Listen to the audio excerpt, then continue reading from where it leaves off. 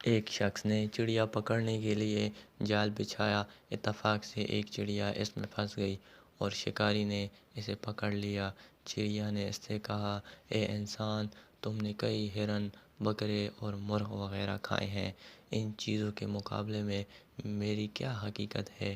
ذرا سا گوشت میرے جسم میں ہے، اس سے تمہارا کیا بنے گا؟ تمہارا تو پیٹ بھی نہیں بھرے گا۔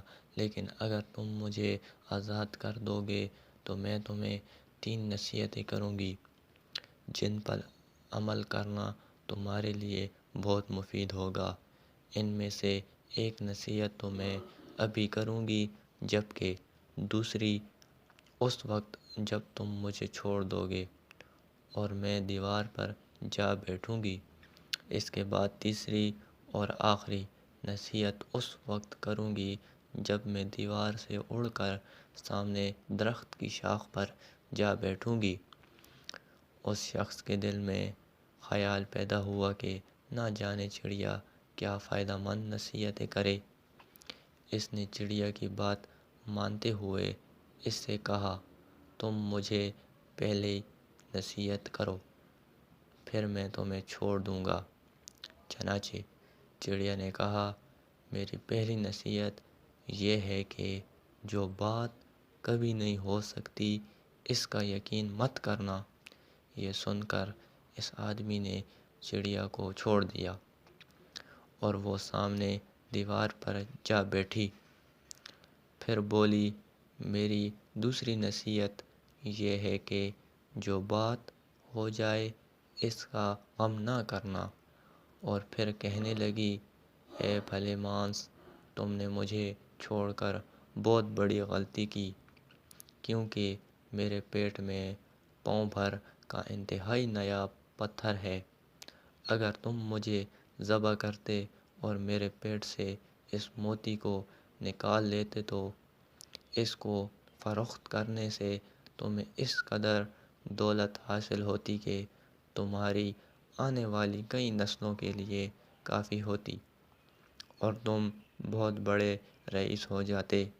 اس شخص نے جو یہ بات سنی تو لگا افسوس کرنے اور پچھتایا کہ اس چڑیا کو چھوڑ کر اپنی زندگی کی بہت بڑی غلطی کی۔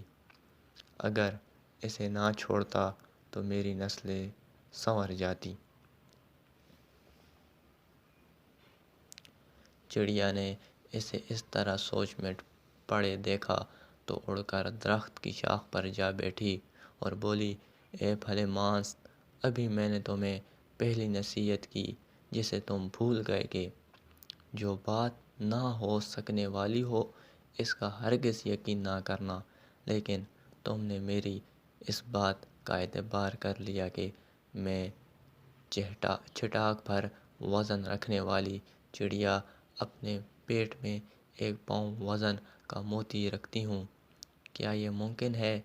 میں نے تمہیں دوسری نصیحت یہ کی تھی کہ جو بات ہو جائے اس کا غم نہ کرنا، مگر تم نے دوسری نصیحت کا بھی کوئی اثر نہ لیا اور غم و افسوس میں مبتلا ہو گئے کہ خواہ مخواہ مجھے جانے دیا۔ تمہیں کوئی بھی نصیحت کرنا بالکل بیکار ہے۔ تم نے میری پہلی 2 نصیحتوں پر کب عمل کیا جو تیسری پر کرو گے؟ تم نصیحت کے قابل نہیں۔ یہ کہتے ہوئے چڑیا پھر سے اڑی اور ہوا میں پرواز کر گئی۔ وہ شخص وہیں کھڑا چڑیا کی باتوں پر غور و فکر کرتے ہوئے سوچوں میں کھو گیا۔ حاصل کلام یہ ہے کہ وہ لوگ خوش نصیب ہوتے ہیں جنہیں کوئی نصیحت کرنے والا ہو۔ ہم اکثر خود کو عقل مند سمجھتے ہوئے اپنے مخلص ساتھیوں اور بزرگوں کی نصیحتوں پر کان نہیں دھرتے اور اس میں نقصان ہمارا ہی ہوتا ہے۔